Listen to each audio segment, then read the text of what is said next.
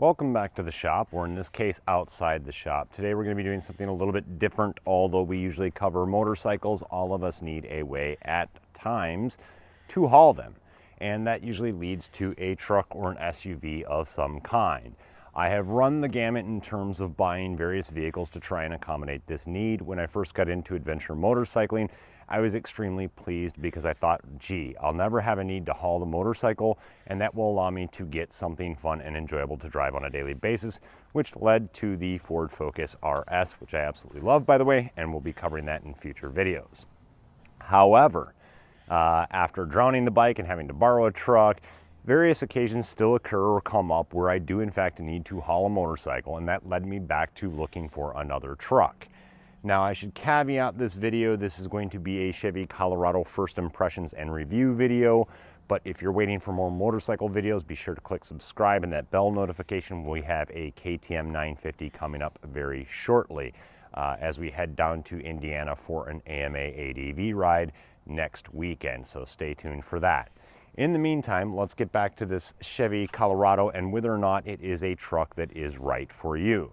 You may be asking yourself, well, if we're doing a review on the Chevy Colorado, then why in the world do I have a tractor, a Ford Focus, and other vehicles here, as well as a Honda CRF 230 loaded into the bed? That's because I think you really have to take into consideration the context of this review. So let me clarify that.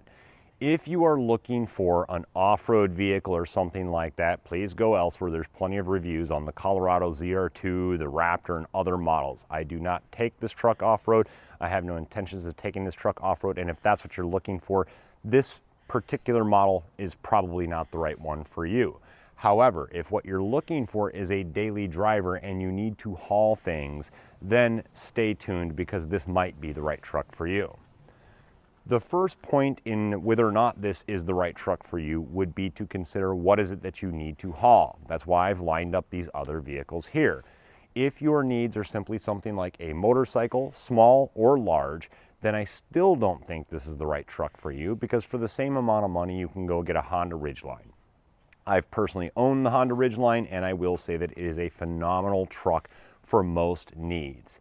The things that lead me to the Colorado are the other two in this lineup, and that is the Focus RS, the ability to potentially take that to a track day on a car hauler, and then the Kubota, which sometimes needs to go in for service. If you have these items or items of similar weight, large boats, things of that nature, then that's where the Ridgeline is not going to meet your needs, and that is where I think the Chevy Colorado fits very nicely. So I think one of the key points in whether or not the Colorado in this Duramax diesel configuration is the right option for you is whether or not it ideally fits your towing needs. And for me personally, it does. With the 7,600 pound tow capacity, it is just enough, but not too much.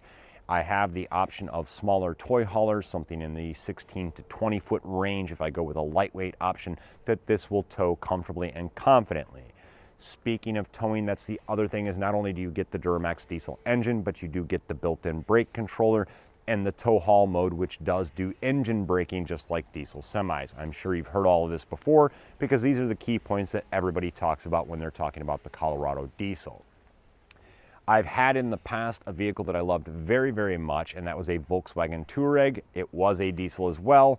Obviously, that fell under the Dieselgate scandal, and they bought that back. But I just love how diesels tow. Compared to their gas counterparts, they just feel smoother when they're towing loads. So again, that was the only option that I would want to have in this truck. Now, I did go and drive both the gas and the diesel models back to back just to make sure that I had a comparison. And I did also look at the GMC versus the Chevy version of this truck, so the Canyon versus the Colorado. And when I first started off, basically I was thinking that I would go more with the Canyon and specifically the Denali because this was going to be a daily driver. I wanted it to be luxurious. However, after driving the Denali, I really just could not stand, and I'm sorry to those of you that have them that I might offend, the fake wood trim. I have never seen such horrendous fake wood in any car that I've ever owned or looked at. It was really bad. So for me personally, I also like the exterior styling a little bit better on the Chevy version versus the GMC. The Denali has a little bit of the obnoxious, what I would call obnoxious chrome grille in the front. And again, I apologize for any of you that like that. It's just not my personal taste. So At the end of the day, I wound up going with the Colorado version, and then the other thing that I did there is I worked really closely to try and find the right configuration and option packages to allow me to do what I wanted to do with the truck for the price that I felt it was still a good value. For example, when I was looking at the GMC Denali, most of those were in the $44,000, $45,000 range before tax, title, license, dock fees, destination delivery, all that junk. So really, at the end of the day, that truck winds up becoming a $50,000 truck. And I'm sorry, but at $50,000, I just couldn't see spending it on this particular truck. It is a body on frame construction, and it really does do well at managing the ride quality given the fact that it is a body on frame. I was extremely impressed when I test drove these in terms of the ride quality inside, the interior noise. Those things are all really surprisingly good to me on the Colorado. Let me talk for a moment about just one of the most frustrating features on this truck, or lack of features thereof, especially in this price range. You know, again, even as it sits today, you're looking at approximately a $40,000 truck out the door, equipped like this one here. You might be able to negotiate a little bit better, you might wind up doing a little bit worse, but it's somewhere in that range. And for me personally, to have a vehicle in that price range and not have a keyless entry where you can just touch the door handle to get into the truck and leave the key in your pocket, and subsequently a push button start, is extremely disappointing. Another feature that you don't get until you step into the Z71, and from what I've heard it doesn't even work that well, is automatic climate control. Again, these are things that you're going to get on the mid lineup of the Honda Ridgeline. I had them. You're also going to get things like dual climate zone control, where if you step up to the Z71, which comes with some off-road skid plates and some other stuff that I didn't personally want, even there you're only going to get a single automatic climate control.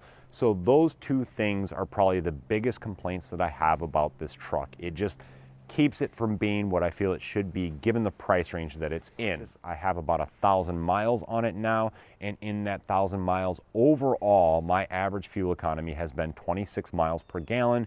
And if you follow us on Instagram, you'll see that I posted up there one trip that I did that actually went over 30 mpg on highway miles. So it definitely meets the EPA ratings and meets my expectations. Now, personally, the dollar value of that gas mileage is a little bit higher than maybe most that might be considering gas versus diesel, because my daily driver prior to getting the truck was the Ford Focus RS. In that car, I only average 18.2 miles per gallon, and I have to run premium unleaded fuel in that car. So the combination of those two really saved me a lot more money than it probably would the average person that is just considering a V6 versus the Duramax diesel. This particular truck is the crew cab and long bed version, so it actually was not the version that I was looking at initially. I initially was looking at the Z71 in a short bed configuration, test drove a few of those, and I really liked the look of the shorter truck, but I'm actually glad after the fact that I did wind up with this particular configuration, because again, I don't plan to take it off-road, so none of the Z71 off-road stuff I cared about. And with the larger bed, as you can see, right now I only have the Honda CRF 230 in there, but I can load the 230 very easily, and you could probably even do a 350 or 450 dirt bike with the tailgate closed. And that's a huge thing for when you're traveling down the road. Again, going back to the Honda Ridgeline, I'll share a picture with you throughout this video. And basically in that one, when I was towing bikes, now I was towing two, I had to put them in straight and leave the tailgate down. I do, however, suspect, even with the 6-foot bed, that I'll probably have to do the same with the KTM 1090 when it's loaded in there. But stay tuned, because I will do a loading video of the 1090 in the back of this truck, so we'll see exactly how that fits. So again, some of the key features, some of the things that I really like about the truck at the price point that I was able to get it for after some very thorough incentives and negotiation. I'm really happy overall. Again, the ride quality is pretty good for a body-on-frame truck, and definitely good enough that I would feel comfortable doing long highway trips in it. The crew cab configuration offers enough room in the back for adults, although I wouldn't want to be the one sitting back there for over 300 miles. The diesel engine, again, for me personally, that is just the key selling point to this truck. It is very smooth. It is not going to wow you in terms of its horsepower or off the line, the feel of it. The torque is there, but there's a little bit of turbo lag, literally right from a dead stop just until it gets rolling, and then the torque of the diesel kicks in, and then it really wants to take off. In fact, a lot of times when I'm running it in two-wheel drive mode, I have chirped the tires. So that's about it for this first impressions video. I hope you liked it. I hope you found it useful. If you did, be sure to give it a great big thumbs up. Be sure to share it on social media. And if you haven't already, be sure to click that subscribe button and the bell notification to get notified of the upcoming updates that we'll be doing on the Chevy Colorado. Or if you're interested in following the Focus RS, we'll be covering that as well. Or if you're one of our motorcycle audience viewers and you're looking for more motorcycles, again, stay tuned for that. There will be the 950 video coming up very shortly, and I am still working on editing the Colorado BDR adventure that we did on the big bikes. So as always, take care, but in this case, drive safe.